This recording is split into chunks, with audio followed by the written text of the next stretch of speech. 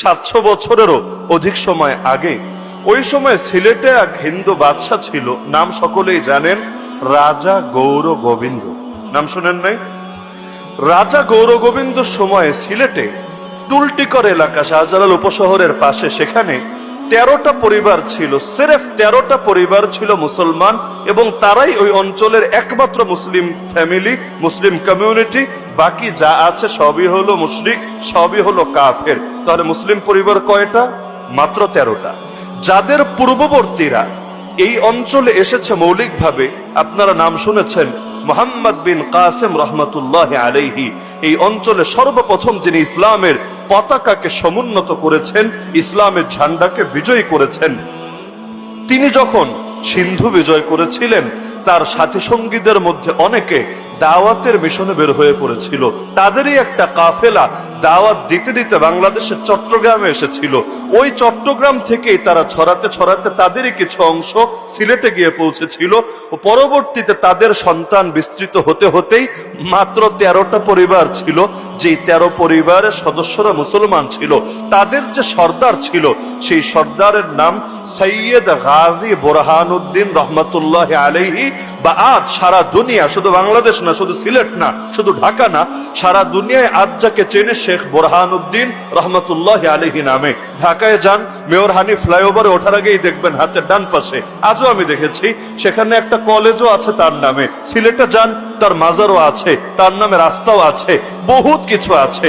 এমনকি লন্ডনে চলে যান, সেখানেও দেখবেন শেখ বুরহানুদ্দিন রহমতুল্লাহ আলীর নামে মসজিদ আছে, সড়ক আছে, বহুত কিছু আছে। নামটা মনে রাখেন। এই যে আজকে ঘরে বসে বসে, রায়পুরায় বসে বসে যে কোরবানি করেন, আমার দিল সাক্ষ্য দেয় এর সব আল্লাহর বান্দা কবরে শুয়ে শুয়ে পেতে থাকবেন। শেখ বুরহানুদ্দিন রহমতুল্লাহ আলাইহি দীর্ঘদিন পর্যন্ত তার ঘরে কোনো পুত্র সন্তান জন্ম নিচ্ছিল না। তো এখানে যারা আছেন, যে বিয়ে শাদী করার পর 10 বছর, 12 বছর, 15 বছর, 20 বছর হয়ে গেছে, কিন্তু সন্তান হয় না, বা হলেও পুত্র সন্তান হয় না, পুত্রের জন্য তাদের অন্তরে যে কি কাকুতি মিনতি থাকে, এটা অন্য কেউ বলেও বোঝাতে পারবে না। তো তার অন্তরেও বড় আগ্রহ ছিল, আল্লাহর কাছে দোয়াও করতেন। একদিন অন্তরে অন্তরে নিয়াত করলেন যে আল্লাহ, তুমি যদি আমার ঘর আলোকিত করে আমার ঘরে একটা পুত্র সন্তান দান করো, আমি ইনশাআল্লাহ গৌর গোবিন্দর সাম্রাজ্যের ভেতরে থেকেই তোমার নামে একটা গরু কোরবানি দেব। অন্তরের নিয়াত, যে যদিও এটা সেখানে বসে চিন্তা করাটাও অকল্পনীয়। কেন? কারণ সেখানে গরু কোরবানি দেবে দূরের কথা, প্রকাশ্যে ইবাদত করার সুযোগ পর্যন্ত ছিল না। লুকিয়ে লুকিয়ে জবাই করে ফেললেন। জবাই করার পরে, কোরবানি দেওয়ার পরে 13টা ঘরেই হাদিয়া পাঠিয়ে দিলেন। সকলেই গ্রহণ করলেন, মজার সাথে খেলেন। কিন্তু বাংলায় একটা প্রবাদ আছে না, যেখানে বাঘের ভয় সেখানেই রাত পোহায়। তো এখন আল্লাহর কি কুদরত, আল্লাহ তাআলা যা চান তাই তো হয়। বান্দা মনে করে এতে হয়তো অকল্যাণ, কিন্তু আল্লাহর সিদ্ধান্তে কখনো অকল্যাণ থাকে না। আল্লাহ যা করেন সেটাতেই সবচেয়ে বেশি কল্যাণ। ইতিহাসে বিভিন্ন বর্ণনা পাওয়া যায়। একরকম বর্ণনা অনুসারে একটা কাক এসে একটা গোশতের টুকরা ছো মেরে নিয়ে গেল।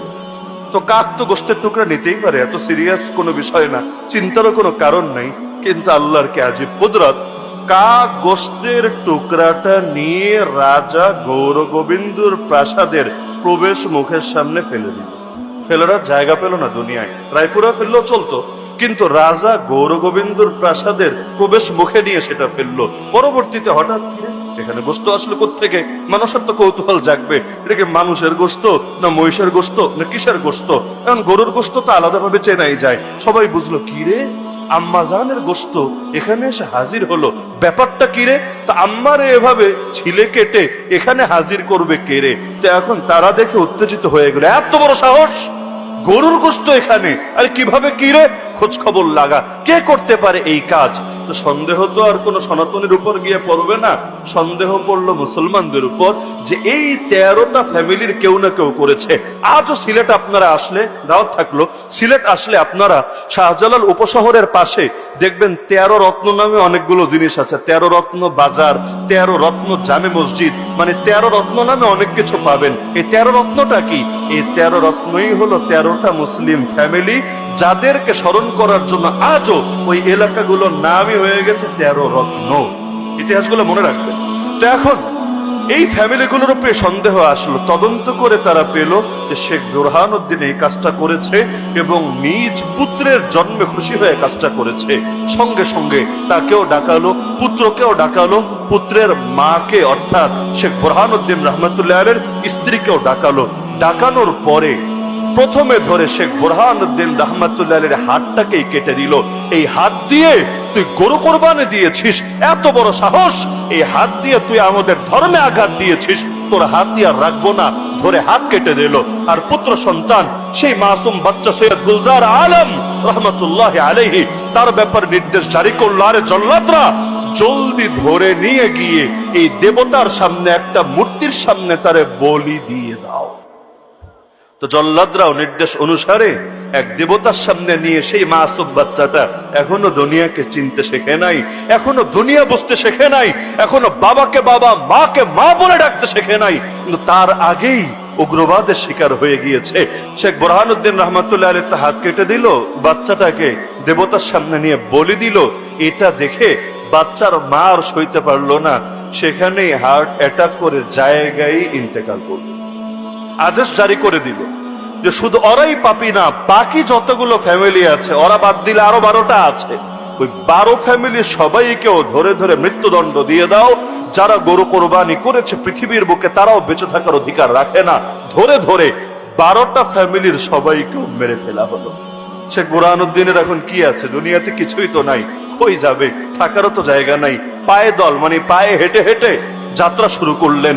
উদ্দেশ্য তৎকালীন বাংলা, এই পুরো অবিভক্ত বাংলার প্রথম স্বাধীন শাসক যিনি ছিলেন তার নাম মনে রাখবেন, সুলতান শামসুদ্দিন ইলিয়াস শাহ রহমতুল্লাহ আলাইহি। ইলিয়াস শাহ রহমতুল্লাহ আলাইহি রাজধানী ছিল লখনৌতিতে।